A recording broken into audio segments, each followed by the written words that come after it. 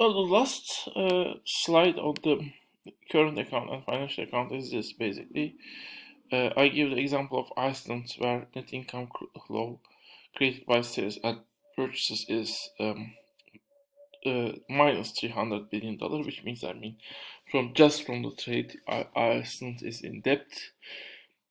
Factor income payments is $100 billion. Well, factor incomes can be, you might be paying, certain people in country might be paying rent to outside other countries, or interest payments or profits.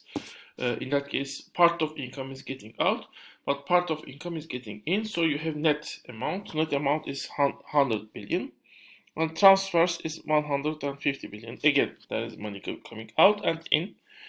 In total, there is a $50 billion current account deficit. That means financial account should be, there should be a financial account surplus, which should be equal to $50 billion. That's the money coming to your country from purchases of the assets of your country. In this case, Iceland. Now we can start looking to the second topic, which is actually microeconomics part of this lecture. We see how open economy can affect particular goods markets when we have the demand and supply model. We look to the automobile market as our model, main market, basically here. And this is the typical demand and supply model. Let's say this is daily purchase. And let's say our country is a very small country, which means, demand and supply country is not affecting the global demand and supply. And if the country is closed, in that case, this will be demand and supply, and we have equivalent price at 4, which might be any price. It could be $400,000 or $40,000. I don't know. I don't know automobile prices. I'm sorry for that. And then 300 cars are sold per day, for example, in this country at least. So this is the world price, which is, let's say, $200,000, and that price is less than the equilibrium price. Well, if the country is large enough and buys a lot of cars and significant percentage of the cars from the if this 300 would be, let's say, in the whole world, only 200 cars were sold per day, and this country is, in this country alone, 300 cars are sold. In that case, when this country opens to the trade, then the world price will change. Probably move up, get closer to the equilibrium price of this country. But if in the world a lot of more cars are sold and bought, for example, let's say 30,000 cars are bought and sold, well, when this country opens to trade, it won't have a significant effect on the world price. In that case, world price will remain here. Demand and supply will be like this. So what will happen? Basically, since the people who are demanding cars in this country are able to buy now cars from a foreign country, the foreign car producers, they will buy the cars from the foreign car producers at the price they are willing to sell, which is $200,000. So basically, the price at which the cars are bought and sold will fall to $200,000. At this price, there are some domestic producers left who are willing to sell 100 cars per day, but total demand is 500 cars per day. Again, world car production is a lot bigger, much bigger than these quantities. So this additional increase in demand in global car market is not that important. But this country basically will start to import 400 units of cars from the global car market. Okay, so this means there will be the 400 cars will be imported to the country. Well, this is Ghana, by the way. The country was Ghana. The alternative case could be when the price is above the equilibrium point of the country. Let's say the price is 5 at 5. If this country starts to open to the global trade, in that case, well, basically, in this case, suppliers are able to sell their cars to the foreigners at the world price, which is in this case $500,000. So the price at which the transaction made will increase to $500,000. But in this case, there will be some domestic demand which is equal to 200. So and the supply will increase to 400. So 200 of these 400 cars produced per day will be sold domestically. The remaining 200 will be, in this case, exported. So in this case, actually, well, what can we say on the global trade in this case? You can look to what happens to the consumer surplus and producer surplus if you're interested. But since this is just a small part of the last lecture, I won't go into that detail. But I will just tell you that, well, opening to trade will benefit either buyers or sellers and will make the other one worse off. And theoretically, it could be better because more cars are sold, so the benefit the one party gets is usually more than benefit the other loss the other party is experiencing. But in some cases, loss other parties experiencing might have some long consequences. For example, if the global market is basically selling its cars at $200,000.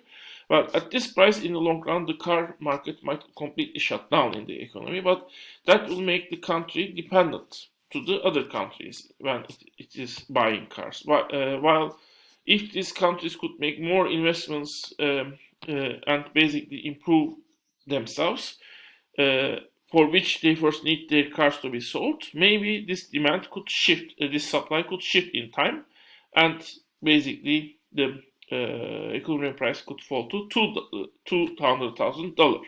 So opening trade too early may have made this country, Ghana, may prevent Ghana to develop its car industry and become advantageous in the car industry even. On the other hand, having world price above, well, it might be not that bad if we are talking on luxurious goods. Certain goods like iPhones might be sold for a lower price, but other goods which I still like clothing, might be sold for a lower price. So there could be a balance. But if the country has some certain goods that are really very crucial for some, let's say, low-income groups, like bread, like grain, for example, like potato. And if opening the trade opening the country to trade increases the price of those goods to very high levels, in that case, of course, the people might remain just as a result of this open trade. Many people might go hungry, and that might, of course, I mean, it's a humanistic catastrophe. But even if you look from economic levels, it is your labor force is degrading as a result of, I mean, this hunger. Certainly, now even you might face with physical degradation in addition to the degradation of certain skills, basically.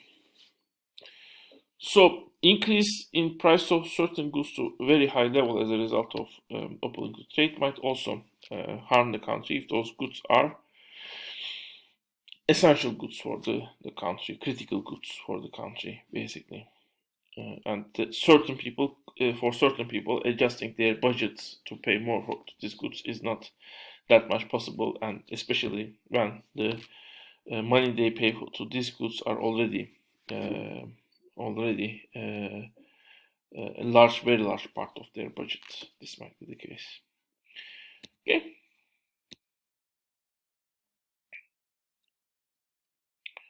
Okay, I talked about this. Let's look to the financial markets, which are very similar to the goods markets, actually. And in financial markets, for different reasons, there is a demand for currency in your country, demand for financial funds in your country, and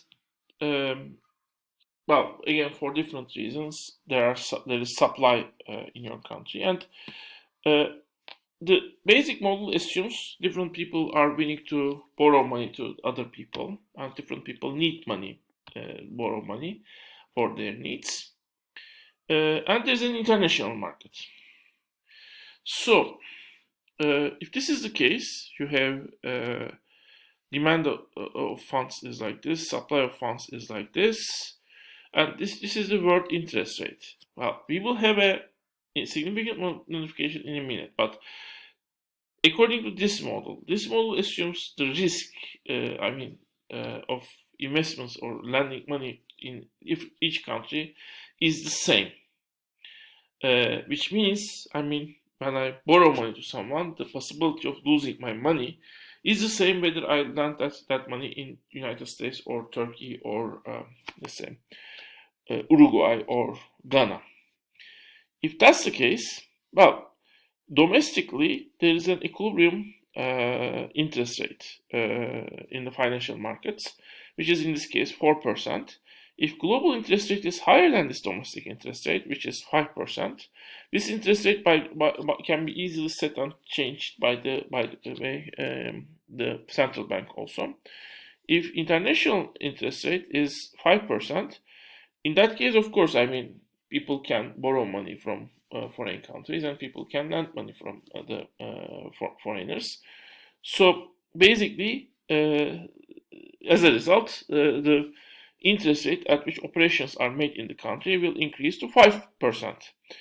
At this rate, however, supply is larger than demand, which means certain people, a $200 worth of fund will be lent to the foreigners, and $200 worth of fund will be lent to the domestic demanders of the credit, basically. This means you are actually sending your money to the foreign country, basically. It means that.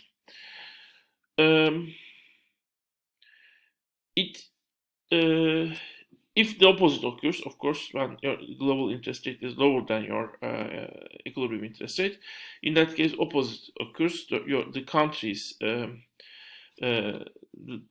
demand at which the operation, the interest rate in which operation is made at that interest rate, quantity demanded, the amount demanded, amount of credit demanded will be higher than the amount supplied. So 200, so the total demand will be 400 units. So 200 will be taken from the domestic sources and 200 will be taken from the international sources. You can see here the basic discussion on the interest rate. Basically, if you want to keep your interest rate below the world global interest rate, it might lead that, no one want to borrow money to you, and basically you and even your domestic investors might rather send money outside rather than investing their money in your country. So basically, inevitably, the financial operations need to occur world interest rate. Well, there can be some fluctuations at certain points. The country might increase interest rate to make the country a little more attractive to the foreign investors, and especially when the country desperately needs credit. In that case, for the short run, it might try to increase interest rate above the world interest rate. But not also for each country being exactly at the world interest rate is something different, because each country has different risk premiums. So people might think that when you get 7% return from Turkey, the return is as good as 5% return from the United States, for example. We will talk more on this in the next part.